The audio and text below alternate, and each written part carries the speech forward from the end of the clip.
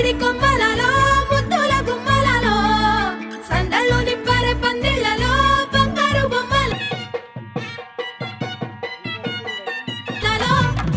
మోగేటి సన్నాయి మోతలలో సాగేటి సంబరాలో.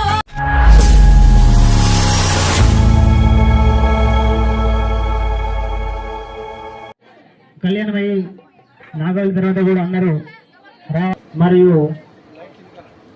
కన్యాదానము, మాంగళ్య ధారణ, తదుపరి మట్టెలు అలంకరణ చేయడము, నాగవెల్లి కార్యక్రమము, అమ్మాయి యొక్క తలపైన భ్రమణం.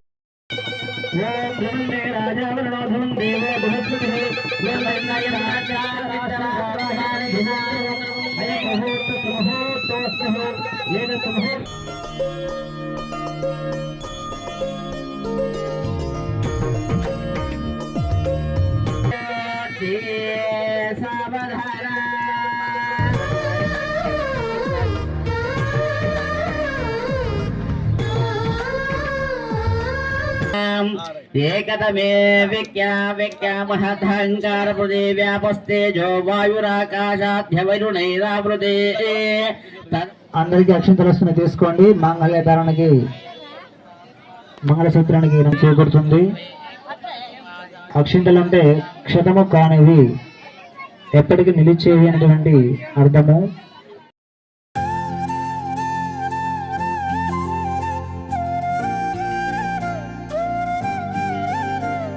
మాంగళ్య ధారణ ముహూర్త సుముహూర్త అస్తు.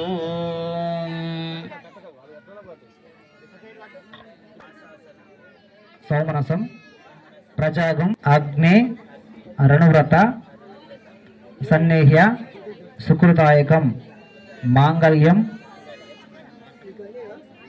తంతునానేన, నీతోడు నాకు కావాలి, నాతోడు నీకు కావాలి. ఒకరికొరం కూడా ఇక నుంచి కలిసి ఉన్నటువంటి యొక్క జీవిత ప్రయాణంలో 100 ఏళ్ళు కూడా ఆయురారోగ్యాలతో ఉండాలని కోరుకుంటూ కట్టండి. గట్టి వేళ కూడా చప్పుడు చేయండి.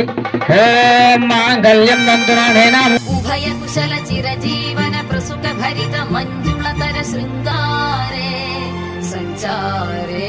వివాహ సమయంలో అమ్మాయి కుడి కాలు బుటన వేలు ప్రక్కన వేలికి, తర్వాత వేలికి, కుడి కాలుకు ఎడమ కాలుకు ఎందుకు పెడతారంటే స్త్రీలకు గర్భాశయ వ్యాధులు కానీ ఇలాంటి ఇబ్బందులు కలగకుండా సంతాన అభివృద్ధికి కూడా అనుకూలంగా ఉండడానికి ఈ మెట్టెలు అనేటివి ధరిస్తారు. మెట్టెలు పెట్టుకోవడం ద్వారా జనరల్గా మనకు డాక్టర్స్ని సంప్రదించినా కానీ చేతి వేళ్లకు, కాలి వేళ్లకు ఉంగరం ఏలికి పెట్టుకోవాలి. బొటన వేలు ప్రక్కన వేలికి పెడుతున్నారు కదా, అది స్త్రీలకు గర్భాశయంకు కనెక్ట్ అయి ఉంటుంది. ఈ నరాన్ని మనము లోహము, ఇనుము కాకుండా ఇత్తడి కానీ బంగారం కానీ ఎందుకు ధరిస్తామంటే లోహంకి అనేది ఒక శక్తి ఉంటుంది. బంగారానికి కానీ ఇత్తడికి కానీ వెండికి కానీ పంచలోహాలు ఉంటాయి. పంచలోహాలలో ఒక ఇనుము తప్ప, ఇనుము వ్యతిరేక శక్తిని ఇస్తుంది.